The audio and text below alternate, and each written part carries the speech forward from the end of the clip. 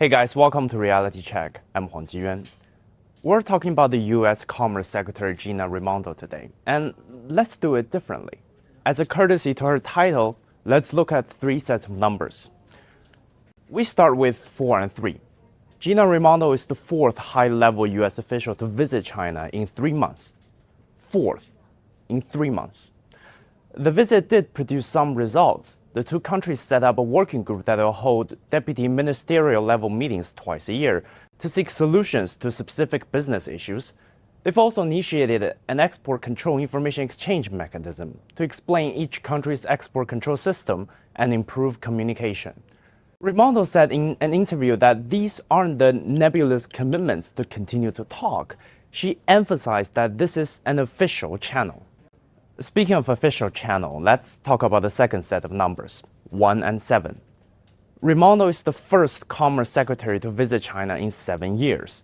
Since the previous administration, trade between the two countries has been increasingly distorted by the so-called national security concerns.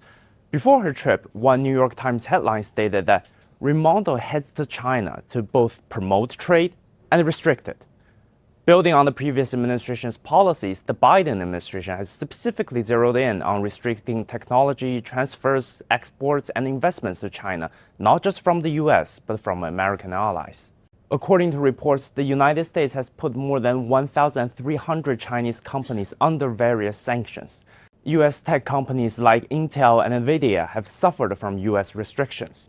NVIDIA's CFO warned that further restrictions could result in the permanent loss of an opportunity for the U.S. industry to compete and lead in one of the world's largest markets. One of the things that we have to realize is that China is a leader in a lot of the high-tech leading-edge technologies like facial recognition and artificial intelligence and quantum computing already. And so I think one of the things that the United States is trying to do is really play a game of catch-up and trying to redirect a lot of our investment into our own work in the same area. What's really worrisome to me is that they're emblematic of the state of affairs and state of relationship, and they're basically saying, America is not trusting. We're very nervous and concerned about depending on China as a partner. And to me, this is the most worrisome part of it because that needs to be fixed. As Raimondo said herself, China and the United States have a more than $700 billion trade relationship, and that she wants to preserve it. So let's talk about the final number, the $700 billion.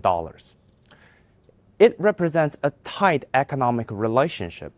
Besides Mexico and Canada, the two U.S. neighbors, China is its largest trading partner. And if we take organizations like ASEAN and the EU out of the equation, China trades the most with the United States. That $700 billion binds the economic interests of the world's largest economies, or more than 40% of the global GDP, together. More importantly, these two countries have the capabilities to fundamentally affect international governance. The climate crisis, AI governance, and global health management are few of the many examples where China and the United States can shape the outcome. The problem is trust.